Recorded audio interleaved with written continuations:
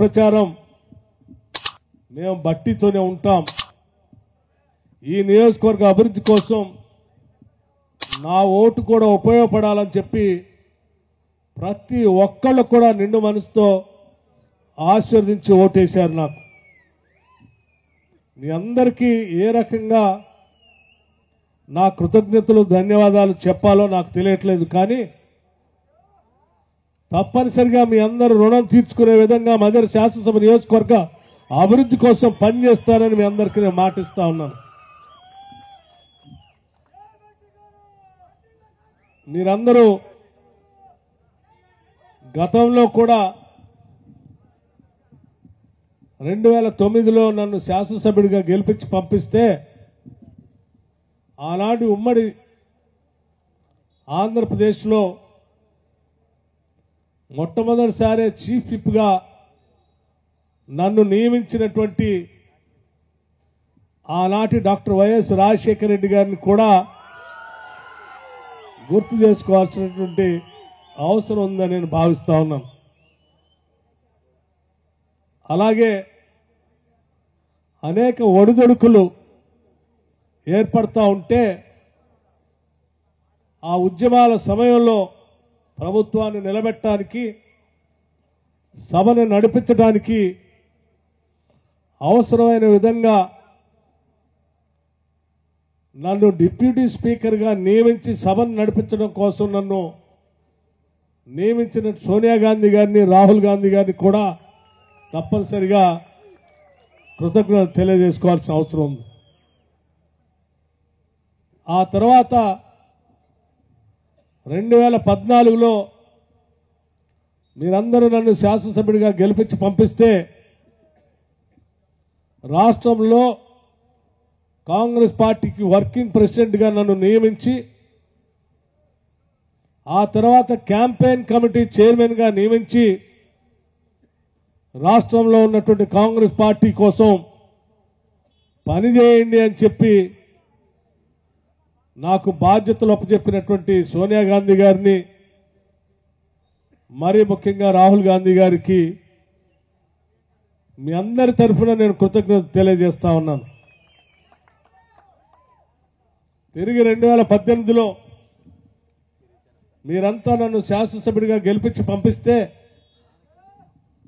రాష్ట్రంలో కాంగ్రెస్ పార్టీ లేకపోయినప్పటికీ ప్రజల పక్షాన కొట్లాడి తెచ్చుకున్న తెలంగాణ రాష్ట్ర ప్రజల ఆకాంక్షలు నెరవేర్చడం కోసం ప్రజా గొంతుగా శాసనసభలో బయట వినిపించాలనేటువంటి ఆలోచనతో కాంగ్రెస్ పార్టీ సిఎల్పి లీడర్గా నన్ను నియమించిన ఆనాటి అఖిల భారత కాంగ్రెస్ కమిటీ అధ్యక్షుడు రాహుల్ గాంధీ గారికి కూడా నేను ప్రత్యేకంగా ధన్యవాదాలు తెలియజేస్తా ఉన్నాను.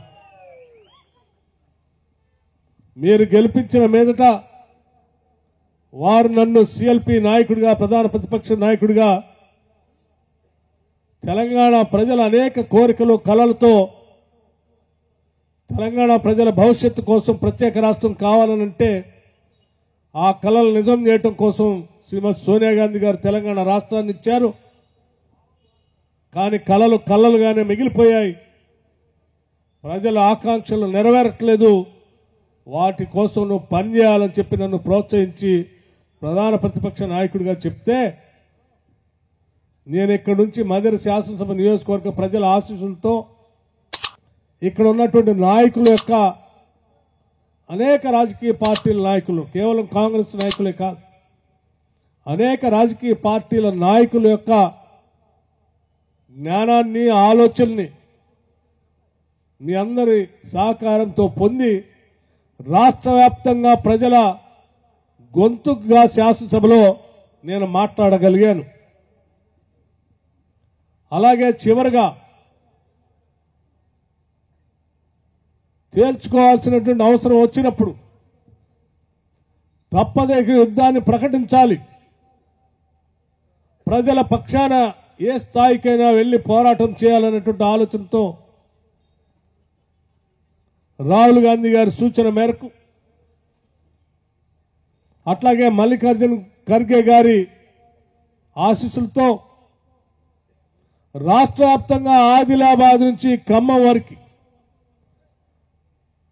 సిఎల్పి లీడర్గా పాదయాత్ర పీపుల్స్ మార్చ్ అనేటువంటి పాదయాత్రను మొదలుపెట్టి రాష్ట్రంలో ఉన్నటువంటి ప్రజలను మొత్తాన్ని సమాయత్తం చేసి తెచ్చుకున్న తెలంగాణ రాష్ట్రం ఈ రాష్ట్ర సంపద ప్రజలకు పంచడం కోసమే తెచ్చుకున్నాం. కానీ కొద్దిమంది వ్యక్తులు దోపిడీ చేస్తూ మన ప్రజల భవిష్యత్తుల్ని అంధకారం చేస్తున్నటువంటి పరిస్థితి నుంచి కాపాడాల్సినటువంటి అవసరం ఉందని చెప్పి దాదాపు 109 రోజులు ఆ మండు టెండల్లో ఆదిలాబాద్ నుంచి ఖమ్మం వరకు పాదయాత్ర చేసి ప్రజలను సమాయత్తం చేసి ఆ సమాయత్తంతో రాష్ట్రంలో ఆనాడు రాష్ట్ర కాంగ్రెస్ కమిటీ అధ్యక్షుడిగా ఉన్నటువంటి నేటి ముఖ్యమంత్రి రేవంత్ రెడ్డి గారు నేను ఇద్దరం కలిసి పెద్ద ఎత్తున రాష్ట్రంలో ఉద్యమం చేసి పోరాటం చేసి ఈరోజు రాష్ట్రంలో ప్రజల ఆకాంక్షలు నెరవేర్చడం కోసం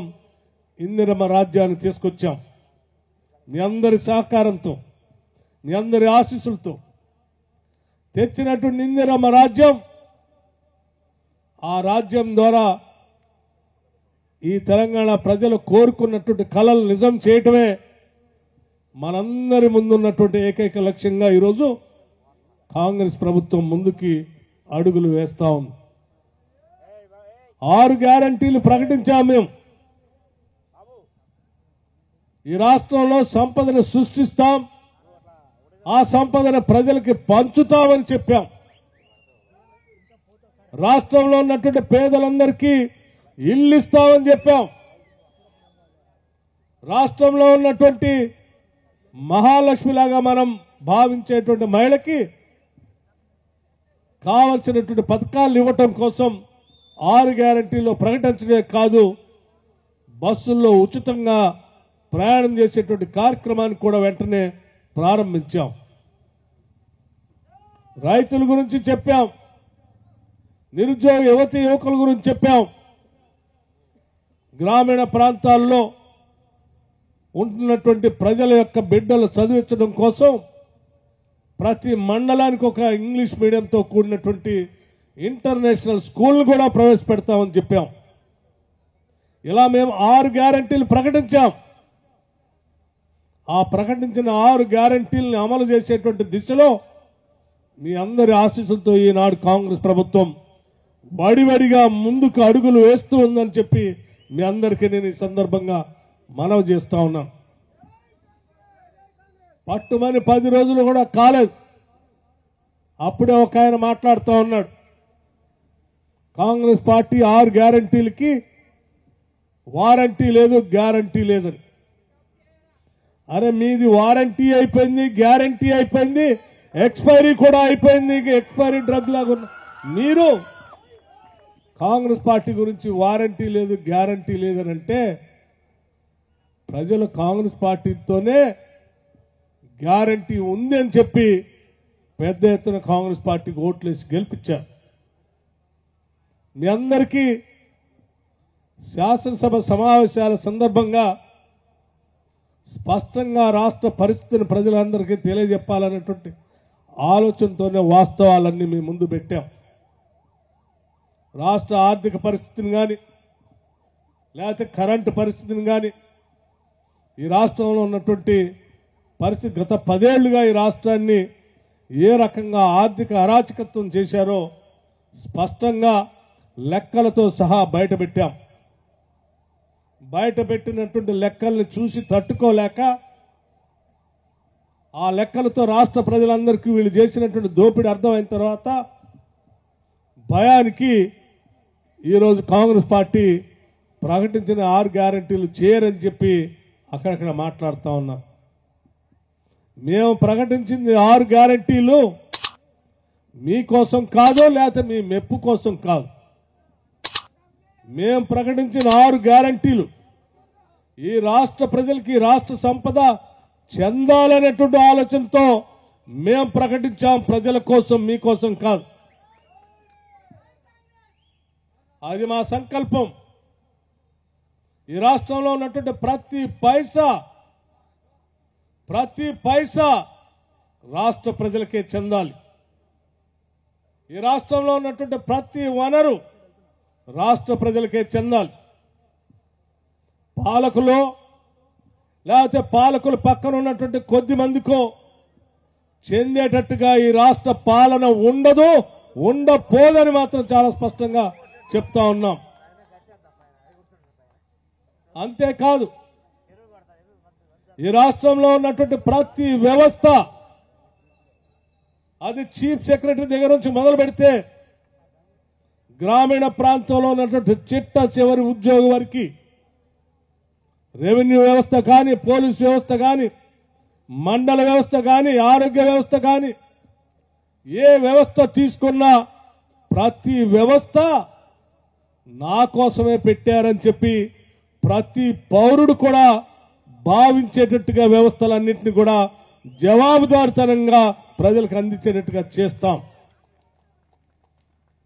వ్యవస్థలన్నీ ప్రజల కోసమే కానీ ప్రజల వ్యవస్థల కోసం కాదు.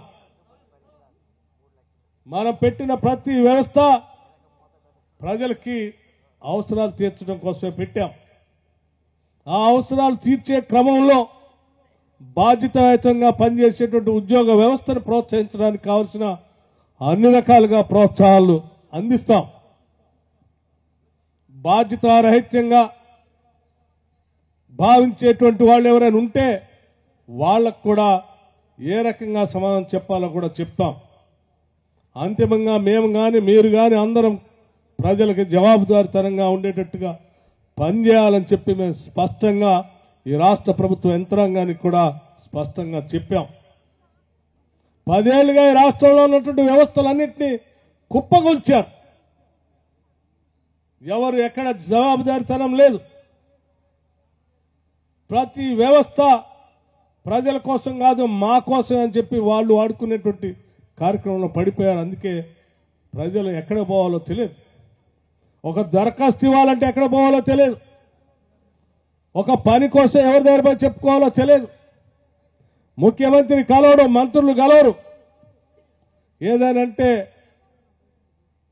భయపెట్టడం, బెదిరించడం, తప్పుడు కేసులు పెట్టి ప్రజాస్వామ్యాన్ని అనదొక్కటమే చేశారు తప్ప స్వేచ్ఛగా బతికే తెలంగాణని కట్టడి చేసి బంధించారు. ఆ బంధించినటువంటి తెలంగాణకి ఈరోజు కాంగ్రెస్ ప్రభుత్వం, ఇందిరమ్మ రాజ్యం సంపూర్ణంగా స్వేచ్ఛనిచ్చింది.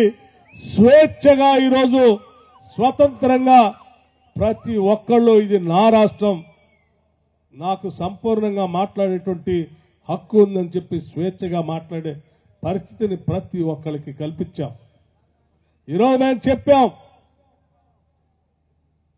ప్రతిపక్షంగా ఉన్నటువంటి పార్టీలకి ధర్నాలు చేసుకునేటువంటి పరిస్థితి, నిరసన తెలియజెప్పేటువంటి హక్కు ప్రజాస్వామ్యంలో ప్రతిపక్షానికి ఉంటుంది. మీరు గత 10 ఏళ్లుగా ప్రతిపక్షాలు కనీసం నిరసన కూడా తెలియని చెప్పలేదు. మేము అధికారంలో రాగానే మీలాగానే మేము కూడా ప్రవర్తించవచ్చు. కానీ మేము చాలా స్పష్టంగా చెప్పాం, ప్రజాస్వామ్యంలో ప్రతిపక్షాలు కూడా ఉండాలి, నిరసన తెలియజెప్పేటువంటి హక్కు కూడా వాళ్ళకి ఉండాలని చెప్పి ఆ నిరసన తెలియజెప్పడం కోసం కావాల్సిన ప్రదేశాన్ని కూడా హైదరాబాద్లో వెంటనే తెరిపించి ప్రతిపక్షాలకి మీరు ఏమి చెప్పాలనుకున్నా మీ గొంతును ఇప్పి చెప్పడానికి కావాల్సిన ప్రదేశాన్ని కూడా ఏర్పాటు చేశామని చెప్పాం. అంతేకాదు,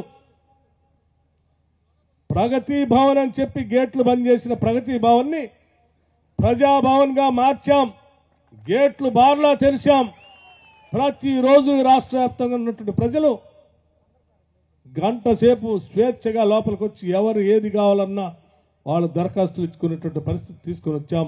ప్రజావాణి పెట్టి స్నేహితులనే ఈ రాష్ట్రం మనది, ఈ ప్రభుత్వం మనది, ఇక్కడ ఉన్నటువంటి ఆస్తులు వనరులు మనవి. అవన్నీ మన కోసమే ఉపయోగపడాలి తప్ప ఎవరి కోసం ఉపయోగపడకూడదు. దానికోసమే మనం కొట్లాడి తెలంగాణ రాష్ట్రాన్ని తెచ్చుకున్నాం. అందుకోసం అనేక మంది విద్యార్థులు ఆత్మహత్యలు, ఉరికంబాలు, అగ్నికి ఆహుతై అనేక కళలతో ఈ రాష్ట్రం కోసం వాళ్ళు బలిదానాలు ఇచ్చారు. వాళ్ళు ఇచ్చినటువంటి బలిదానాలు కానీ వాళ్ళ ఆశల్ని కానీ ఒమ్ము చేయకుండా వాళ్ళ కోరికలు నిజం చేసేటట్టుగా, ఆ లక్ష్యాలు నెరవేర్చేటట్టుగానే ఈ రాష్ట్ర ప్రభుత్వ పాలన ఉంటుందని చెప్పి కూడా చాలా స్పష్టంగా మేము చెప్తా ఉన్నాం. మిత్రులారా, ఆలోచన చేయండి. ఈరోజు రాష్ట్రంలో మనకు కావాల్సింది ప్రధానంగా ఏ అవసరమైన మనిషి కరెంటు లేకుండా బతికేటువంటి పరిస్థితి లేదు. ప్రతి వ్యవస్థకి, ప్రతి ఉత్పత్తికి, మనిషి మనుగడకి ఈరోజు కరెంటు లేకుండా ఉండేటువంటి పరిస్థితి లేకుండా ఉంది. ఇటువంటి పరిస్థితిలో ఉన్నటువంటి కరెంటు సంబంధించిన సమస్యలు, ఉత్పత్తి సంబంధించిన సమస్య కానీ, కొనుగోలు సంబంధించిన సమస్య కానీ, అసలు ఆ కరెంటు అంటే పవర్ శాఖలో ఉన్నటువంటి, విద్యుత్ శాఖలో ఉన్నటువంటి అప్పులు కానీ ఈ రాష్ట్రాన్ని అయోమయం చేసేటువంటి విధంగా చేసినటువంటి అప్పులు లెక్కలు చూస్తూ ఉంటే కడుపు తరుక్కుపోతాం. ఆ లెక్కలన్నీ శాసనసభలో చెప్పాం. చెప్పి మేము ఒకటే మాట అన్నాం, ఇంత 1,00,000 కోట్లు పైబడి విద్యుత్ శాఖలో మీరు అప్పులు భారం వేసిపోతే ఆ లెక్కలన్నీ చూసిన తర్వాత అనిపించింది, ఇంత భయంకరంగా రాష్ట్రాన్ని ఇబ్బందుల పాలు చేసినటువంటి ప్రభుత్వాన్ని ఏం చేయాలని చెప్పి ఉన్న వాస్తవాలన్నీ ప్రజలకు చెప్పి వాళ్ళకి చెప్పాం. బయట వాళ్ళు సాధ్యమైనంత వరకు ప్రయత్నం చేస్తూ ఉన్నారు. వాళ్ళు చేసిన అప్పులతో ఉన్నటువంటి లోతులు చూసి కాంగ్రెస్ వాళ్ళు కరెంట్ ఇయ్యలేరు, మేము దాన్ని ఖతం చేసి వెళ్ళిపోయాం, 1,00,000 కోట్ల పైబడి అప్పు చేశాం, వాళ్ళు ఏం చేయలేరని చెప్పి ఆలోచనతో కరెంటు బంద్ అయిద్దని అని ప్రచారం చేస్తూ ఉన్నాం. చాలా స్పష్టంగా చెప్తా ఉన్నాం. మదన శాసనసభ్యుడిగా మీ అందరి ఆశీస్సులతో ఈనాడు ఉప ముఖ్యమంత్రిగా విద్యుత్ శాఖను చూస్తున్నటువంటి వ్యక్తిగా ఈ రాష్ట్రంలో నాణ్యమైనటువంటి కరెంటును మీకంటే బాగా ఈ రాష్ట్రంలో ఇస్తాం, ఎవరికి ఇబ్బంది లేకుండా చూసే బాధ్యత ఇందిరమ్మ రాజ్యాంగం చాలా స్పష్టంగా చెప్తా ఉన్నాం. మీరేమైనా కలలు కంటూ ఉన్నారేమో, కరెంటు తేలేరు, ఇవ్వలేరు, ఇల్లు బాగా ప్రజల్లో చెడ్డ పేరు వచ్చేటట్టుగా చేయొచ్చని ఆశపడుతున్నారేమో. అటువంటి ఆశలకి తావివ్వం. సంపూర్ణంగా క్వాలిటీ కరెంటుని ప్రజలకు అందిస్తామని కూడా స్పష్టంగా చెప్తా ఉన్నాం. అట్లాగే మీకు తెలియదు కాదు, ప్రణాళిక ఆర్థిక శాఖ మీ అందరి ఆశీస్సులతో గెలిచిన నా చేతిలో ఉంది. దాని బాధలు ఎవరు చెప్పుకోవాలో కూడా తెలియనన్ని బాధలు ఉన్నాయి. దాదాపు 7 లక్షల కోట్ల దాకా అప్పు చేసి రాష్ట్ర ప్రజలపైన భారం వేసి వెళ్ళారు. 7 లక్షల కోట్లు, ₹1 కాదు, ₹2 కాదు. ఆలోచన చేయండి. నేను చెప్పాను, 7 లక్షల కోట్ల అప్పు, 10 సంవత్సరాల బడ్జెట్ 12-13 లక్షల కోట్లు. ఏం చేశారయ్యా? ఏం చేశారు ఇన్ని లక్షల కోట్లు? 10 సంవత్సరాల తర్వాత వెనక్కి తిరిగి చూస్తే ఎన్ని లక్షల కోట్ల అప్పు, ఇంత బడ్జెట్ ఖర్చు పెట్టారు. కానీ చూడటానికి కనపడేటువంటి ఒక కట్టడమైనా ఏమన్నా కనిపించిందా మీదేనంటే ఏమీ లేదు. ఒక నాగార్జున సాగర్ కట్టారా? లేదు. ఓ శ్రీశైలం కట్టారా? లేదు. ఓ జోరాల కట్టారా? లేదు. ఓ నెట్టెబ్బాడు కట్టారా? లేదు. ఓ భీమా కట్టారా? లేదు. ఒక కోయల్ సాగర్ కట్టారా? లేదు. ఒక కల్లకుర్తి ఎత్తిపోతల పథకం కట్టారా? లేదు. గోదావరి మీద ఒక ఎస్ఆర్ఎస్పి కట్టారా? లేదు. ఓ శ్రీపాద ఎల్లంపల్లి కట్టారా? లేదు. ఒక కడెం ప్రాజెక్ట్ కట్టారా? లేదు. ఒక దేవాదులు కట్టారా? లేదు. మరి ఏం కట్టారు? ఇన్ని లక్షల కోట్లు. నేను చెప్పిన ఈ ప్రాజెక్టులన్నీ కూడా బాగా ఆలోచించాలి. ఎందుకంటే మనందరం ఆలోచించి నిర్ణయాలు తీసుకోవాల్సినటువంటి పరిస్థితిలో ఉన్నాం. 1956 నుంచి 1956 నుంచి 2014 వరకు తెలంగాణ ప్రాంతంలో ఉమ్మడి రాష్ట్రంలో ఆనాడు ఉన్న ఆదాయం ప్రకారం ఖర్చు వచ్చినటువంటి ఆదాయం కేవలం 5 లక్షల కోట్ల లోపలనే. అప్పు 70,000 కోట్లు మాత్రమే. దాంతో కలుపుకొనే 5 లక్షల కోట్ల లోపల. కేవలం అంటే 1956 నుంచి 2014 వరకు కేవలం 5 లక్షల కోట్లతోనే ఇన్ని ప్రాజెక్టులు కట్టారు వాళ్ళు. ఓ శ్రీశైలం కట్టారు, సాగర్ కట్టారు, ఇప్పుడు నేను చెప్పిన ప్రాజెక్టులు అన్నీ కట్టారు. హైదరాబాద్లో ఔటర్ రింగ్ రోడ్ కట్టారు, దాంట్లోనే. హైదరాబాద్లో ఇంటర్నేషనల్ ఎయిర్పోర్ట్ కట్టారు, దాంట్లోనే. హైదరాబాద్లో అనేక పరిశ్రమలు పెట్టారు, దాంట్లోనే. హైదరాబాద్ నుంచి ఎడదాకా వచ్చిన రోడ్లు వేశారు, దాంట్లోనే. హైదరాబాద్లో ఉన్నటువంటి పరిశ్రమలన్నీ, యూనివర్సిటీలన్నీ దాంట్లోనే పెట్టారు. ఇన్ని పెట్టారే కేవలం 5 లక్షలతోనే. ఇన్ని సంవత్సరాలు ఇన్ని ఆస్తులు సృష్టిస్తే మీరు 13 లక్షల కోట్లు, 7 లక్షల కోట్ల అప్పు. ఏదైనా ఒక్కటైనా చూద్దాం, కంటికి కనపడుతుందేమో, ఒక్కటైనా కట్టడం కట్టారో చూద్దామంటే ఏది లేదు. కట్టగా ఒకటి కట్టారు, కాళేశ్వరం. ఏమైంది ఆ కాళేశ్వరం? ఏమైంది? కట్టగా ఒక కాళేశ్వరం కడితే అది పోయింది. ఇది మీరు చేసింది రాష్ట్ర ప్రజలకు. ఇవన్నీ వాస్తవాలే, గాలి మాటలు కాదు. ఇటువంటి పరిస్థితుల్లో నేను ప్రజలందరికీ చెప్తా ఉన్నాను, మీ వ్యక్తిగా, మీ శాసనసభ్యుడిగా, ఇన్ని సమస్యల మధ్యన, ఇన్ని అప్పుల మధ్యన ఈ రాష్ట్రం, మనం ధనిక రాష్ట్రంగా ఈ రాష్ట్రాన్ని ఆయన చేతులు పెట్టాం. ధనిక రాష్ట్రంగా పెట్టిన రాష్ట్రాన్ని అంతిమంగా 10 ఏళ్లలో 7 లక్షల కోట్లు చేసి మనకి ఇచ్చాడు. అయినా స్పష్టంగా చెప్తా ఉన్నాం, ఇదే బోనకల్ మండల హెడ్ క్వార్టర్ నుంచి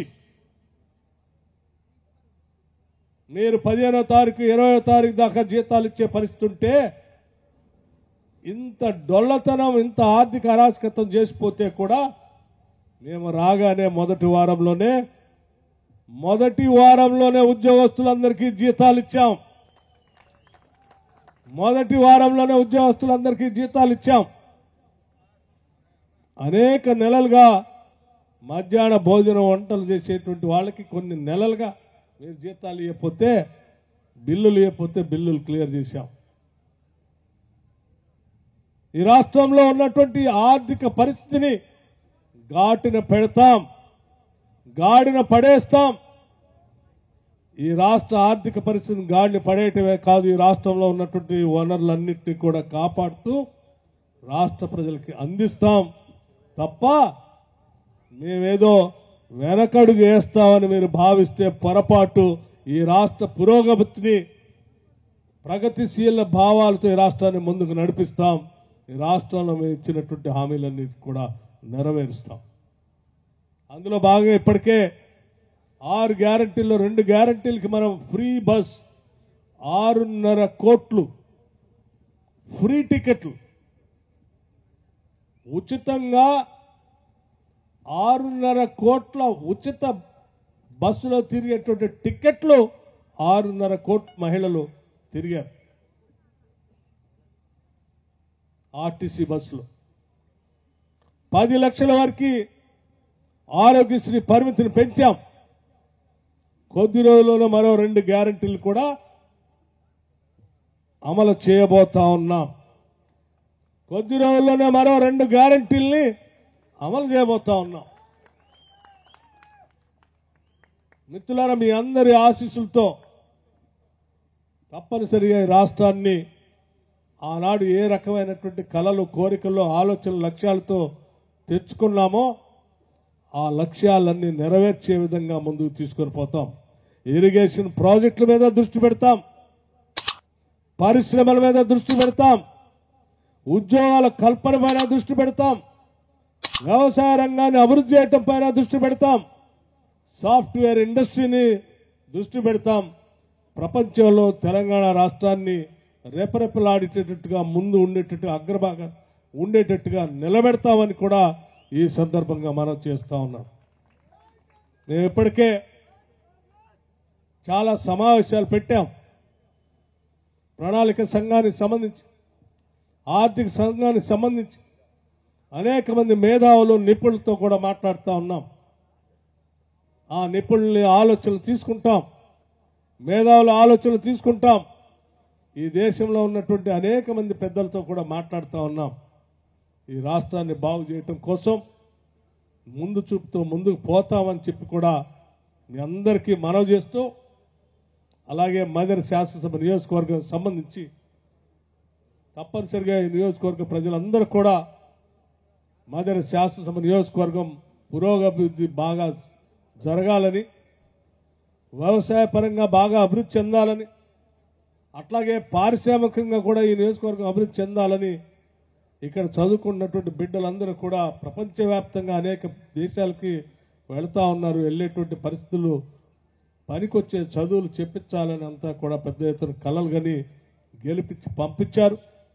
తప్పనిసరిగా ఈ నియోజకవర్గ సర్వతోముఖ అభివృద్ధి కోసం ఒక సమగ్రమైనటువంటి ప్రణాళిక తయారు చేసుకుని అన్ని రంగాల్లో మదర్ శాసనసభ నియోజకవర్గాన్ని ముందు తీసుకొని పోయే విధంగా పనిచేస్తానని నేను మీ అందరికీ మాటిస్తా ఉన్నాను. అట్లాగే పెద్దలు మాట్లాడారు. ఇక్కడ గెలిచిన ప్రతి శాసనసభ్యుడు కూడా ఎన్నికల వరకే తప్ప ఎన్నికలు అయిన తర్వాత అందరి కోసం పనిచేసేటువంటి శాసనసభ్యులుగానే ఇక్కడ పనిచేశారు. మీరు కూడా అలాగే పనిచేయాలని కూడా సూచన చేశారు. తప్పనిసరిగా మదర్ శాసనసభ నియోజకవర్గంలో ఉన్న ప్రతి కుటుంబం నాకు బాధ్యత ఉంది, వాళ్ళందరి కోసం పనిచేసే బాధ్యత. అది కాంగ్రెసా, టీఆర్ఎస్ఆ, సిపిఎమ్మా, సిపిఐఆ, టీడీపీయా, బీజేపీ అనేది కాదు. ఈ నియోజకవర్గంలో ఉన్న అందరి కోసం పనిచేయాల్సిన బాధ్యత నా పైన ఉంది. తప్పనిసరిగా అదే స్థాయిలో అదే రీతిలో పనిచేస్తానని కూడా నేను మీ అందరికీ మాటిస్తా ఉన్నాను. బోనకల్ మండలం చాలామంది ఎన్నికల కంటే ముందు బాగా వెనకబడిపోయి ఉంది. కాంగ్రెస్ పార్టీకి ఓట్లు వచ్చే పరిస్థితి లేదు, భారీగా తేడా ఉంటుందని చెప్పి పెద్ద ఎత్తున ప్రచారం చేశారు. కానీ వారి ప్రచారాన్ని తిప్పికొడుతూ భారీ మెజార్టీతో ఇక్కడ పెద్ద ఎత్తున గెలిపించినటువంటి బోనకల్ ప్రతి గ్రామ ఓటర్కి నేను నమస్కరిస్తా ఉన్నాను. రాష్ట్రంలో ఒక ప్రధానమైనటువంటి బాధ్యతలో ఉన్నటువంటి నేను మీ అందరి ఆశీస్సులతో ఈ రాష్ట్రాన్ని గాడిన పెట్టేటువంటి ఆర్థిక శాఖ, కరెంటు శాఖ ఈ రెండు కూడా ప్రధానమైనవి. ఆ రెండింటినీ గాడిన పెట్టి మా శాసనసభ్యుడు రాష్ట్రాన్ని ఇంత ఇబ్బందుల్లో ఉంటే లేపి దాన్ని సరైన మార్గంలో పెట్టాడని చెప్పి మీరంతా తలెత్తుకునేటట్టుగా పనిచేస్తానని కూడా మీ అందరికీ నేను మాటిస్తా ఉన్నాను. అంతేకాదు ఈ నియోజకవర్గంలో నేను కూడా కొన్ని ఆలోచన చేస్తా ఉన్నా. విద్య పరంగా, వైద్య పరంగా, ఇరిగేషన్ పరంగా, పారిశ్రామికంగా పరంగా కూడా కొన్ని ఆలోచనలు చేస్తా ఉన్నాం. అట్లాగే ఇందిరమ్మ డైరీ గురించి కూడా మహిళలు దాదాపు జనాభాలో సగభాగం ఉన్నటువంటి మహిళల కోసం అది ఇందిరమ్మ డైరీని పెట్టి పారిశ్రామికవేత్తలుగా చేయాలని ఆ రోజే 2013లో 14లో ఆలోచన చేశాం. దాన్ని సంపూర్ణంగా దాన్ని పూర్తి తుదిరూపం తీసుకొచ్చి దేశంలోనే అతిపెద్ద డైరీ ఇండస్ట్రీ మదర్ శాసనసభ నియోజకవర్గంలో ఉన్నట్టుగా, అదంతా మహిళలే నడిపేటట్టుగా, మహిళలే వాటాదారులుగా ఉండేటట్టుగా, మహిళలే భాగస్వాములు ఉండేటట్టుగా, మహిళలే పారిశ్రామికవేత్తలుగా ఉండేటట్టుగా చేసే ఒక ప్రోగ్రాం డిజైన్ చేశాం. దాన్ని తప్పనిసరిగా అమలు చేస్తానని చెప్పి మీ అందరికీ నేను మాటిస్తా ఉన్నాను.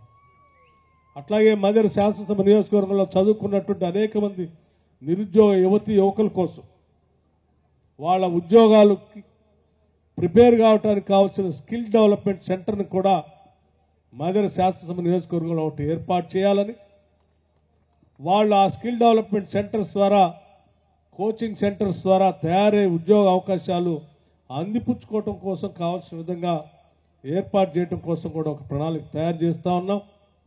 అట్లాగే పారిశ్రామికీకరణ చేయటం కోసం, ఇండస్ట్రియల్ పార్క్స్ కోసం ఇప్పటికే 2 స్థలాలను ఎంపిక చేసి ప్రపోజల్స్ కూడా పంపించడం జరిగింది. కొద్ది రోజుల తర్వాత ఆ పార్క్స్ కూడా డెవలప్ చేసి మదిర శాసనసభ నియోజకవర్గంలో మన నియోజకవర్గం అంతా కూడా వ్యవసాయ ఆధారమైనటువంటి నియోజకవర్గం కాబట్టి దానికి సంబంధించినటువంటి పరిశ్రమలు ఎవరైనా పెట్టుకోవడానికి ముందుకు వస్తే అత్యంత ప్రాధాన్యతనిచ్చి ఆ పరిశ్రమలో వాళ్ళకి స్థలాలు కేటాయించి కావలసినటువంటి సబ్సిడీలు కూడా ఇచ్చి పరిశ్రమలు పెట్టించేటువంటి ఏర్పాటు కూడా చేయడం కోసం కొన్ని ప్రణాళికలు తయారు చేసి పంపిస్తా ఉన్నాం. వాటన్నిటిని కూడా చేస్తా అని చెప్పి మీ అందరికీ మాటిస్తూ ఈ సాయంత్రం పూట సరే మీకు పండగ సంక్రాంతి అయిన తెల్లారే సరే ఇంట్లో అనేక రకాలైనటువంటి కార్యక్రమాలు ఉన్నప్పటికి కూడా వాటన్నిటిని వదిలేసి ఈ సమావేశానికి వచ్చినందుకు మీ అందరికి కూడా పేరు పేరున నా హృదయపూర్వకమైనటువంటి కృతజ్ఞతలు తెలియజేస్తా ఉన్నాను. బోనకల్ సర్పంచ్ గారు చూస్తూ ఉన్నాడు, మా ఊరికేమని చెప్తాడేమో అని. నేను బోనకల్ సర్పంచ్ గారు వారు కొన్ని అడిగారు, తప్పనిసరిగా అవన్నీ చేస్తారని చెప్పి వారికి సభాముఖంగా చెప్తా ఉన్నాను. మిగతా మీ అందరూ అన్ని గ్రామాల నుంచి వచ్చినటువంటి వాళ్ళని కూడా నేను దాదాపు అన్ని గ్రామాల వాళ్ళని కలుస్తాను, కాగితాలు తీసుకుంటాను. వారానికి ఒకసారి కంపల్సరీ నియోజకవర్గంలో ఒకరోజు సంపూర్ణంగా గడుపుతాను. ఇక్కడ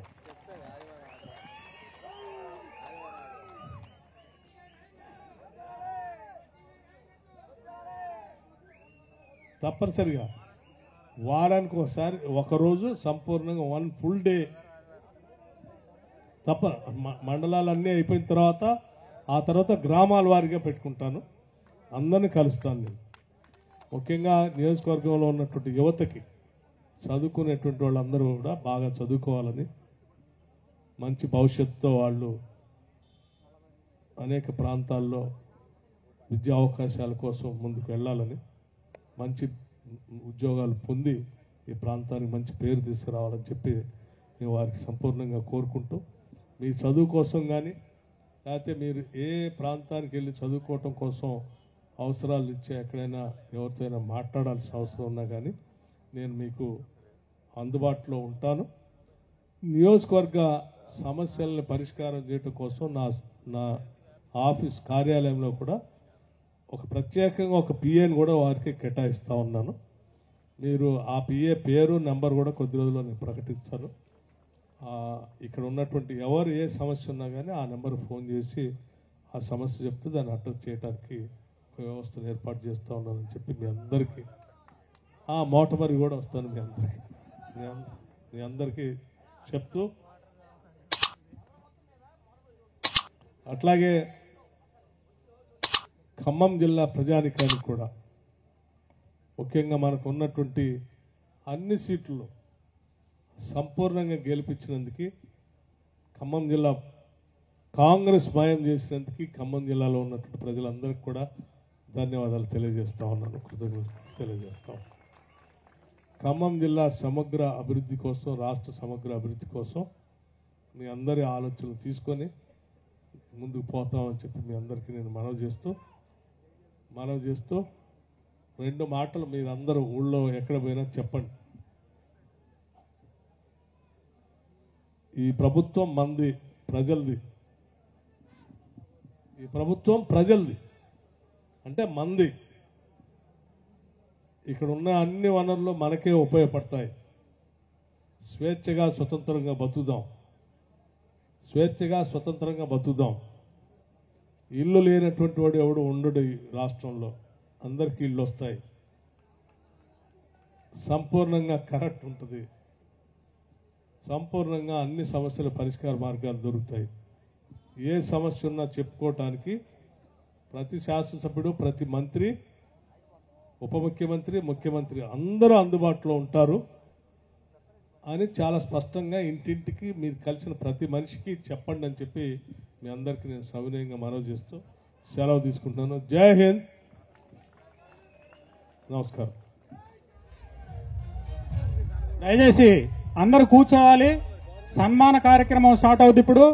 విలేజ్ వైజ్ గా హలో బాబు, సన్మాన కార్యక్రమం మొదలవుతుంది కావున దయచేసి బోనకల్లు మండల నాయకులు తప్ప పెద్దవారంతా కింద వేదిక కింద కూర్చోవాల్సిందిగా కోరుతున్నాం జిల్లా నాయకత్వం మొత్తాన్ని. దయచేసి అందరూ కూర్చోవాలి. 22 గ్రామాల నుంచి ఒక్కొక్క విలేజ్ వైజ్గా అందరిని పిలుస్తాం. అందరూ సన్మానం చేసుకోవడానికి అవకాశం ఉంటుంది. కాబట్టి దయచేసి అందరూ కూర్చోవాల్సిందిగా కోరుతూ ఉన్నాం. నాగులంచ సర్పంచ్ బసవయ్య గారిని స్టేజ్ మీదకి రావాల్సిందిగా కోరుతూ ఉన్నాం.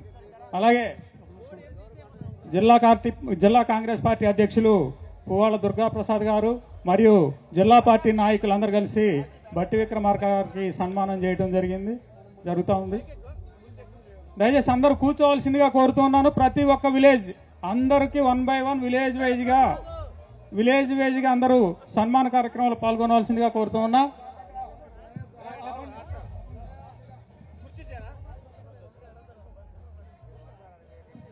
దయచేసి అందరూ ఇంతవరకు ఎంత క్రమశిక్షణగా ఉన్నారో అలా ఉండండి. జిల్లా నాయకులు సన్మానం అయిన తర్వాత అందరూ కిందకు వస్తారు. మనం మండల కాంగ్రెస్ పార్టీ తరఫున సన్మానం చేసిన తర్వాత గ్రామాల వైజ్గా పిలుస్తాం. దయచేసి ఆతృత పడవద్దు. లిస్టులో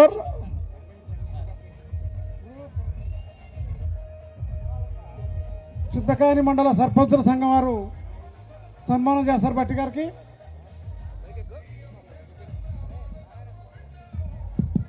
డాక్టర్ కోట రాంబాబు గారు కూడా వచ్చారు. వారు